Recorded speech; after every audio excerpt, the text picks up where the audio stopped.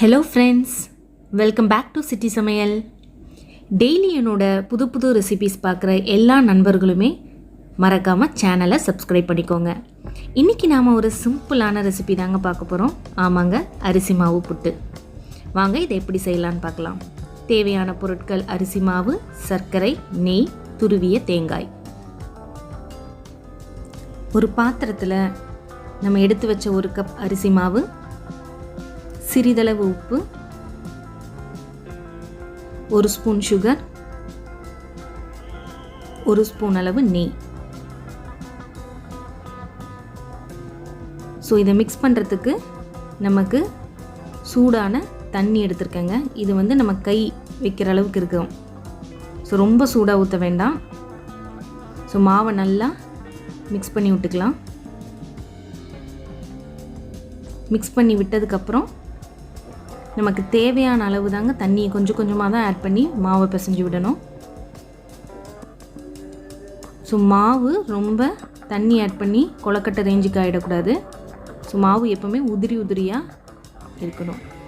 So மாவு பிசைஞ்சாச்சு. எந்த வித கட்டியுமே அதில் இருக்கக்கூடாதுங்க. இப்போ நான் எடுத்து காமிக்கிறேன் பார்த்தீங்களா. ஸோ நல்லா உதிரி உதிரியாக இருந்தால் தான் நல்லா வரும். இதுக்கு நான் சின்ன சின்ன டம்ளர்ஸ் எடுத்துருக்கிறேன். அதில் ஒரு ஸ்பூன் அளவு நெய். இந்த நெய் நம்ம எடுக்கும்போது ஒரு நல்ல ஸ்மெல் வரும். அதோட டேஸ்ட்டும் ரொம்ப நல்லாயிருக்கும்.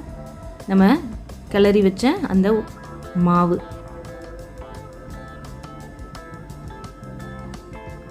அதுக்கு அடுத்த லேயர் தேங்காய் துருவல்.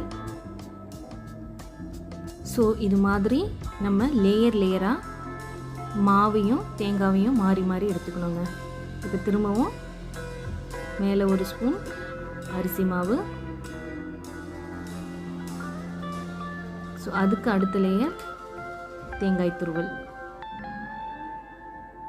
ஸோ இப்படி எல்லாத்தையுமே நம்ம ரெடியாக ப்ரிப்பேர் பண்ணி வச்சுக்கணும். நான் நம்ம இட்லி குக்கர் தாங்க வேக வைக்கிற மாதிரி தான் வேக வைக்க போகிறோம். ஸோ அதை முன்னாடியே ப்ரீ ஹீட் பண்ணி வச்சுக்கணும். ப்ரீ ஹீட் பண்ணிவிட்டேன் நான். ஸோ எல்லாத்தையும் ஒன்று ஒன்றா எடுத்து வச்சுக்கலாம். ஸோ இதை ஒரு லிட் போட்டு 8 மினிட்ஸ் நல்லாவே வேக விடணுங்க. ஸோ நல்லா மாவு வேகணும். அதுக்கு கண்டிப்பாக 8 முதல் 10 நிமிஷம் ஆகும். ஸோ இப்போ நல்லா வெந்துருச்சு. நான் இப்போ ஓப்பன் பண்ணி காமிக்கிறேன். ஸோ இது மாதிரி ஒரு குச்சி விட்டு பார்த்தீங்கன்னா மாவு அதில் ஒன்று கூட இருக்காது.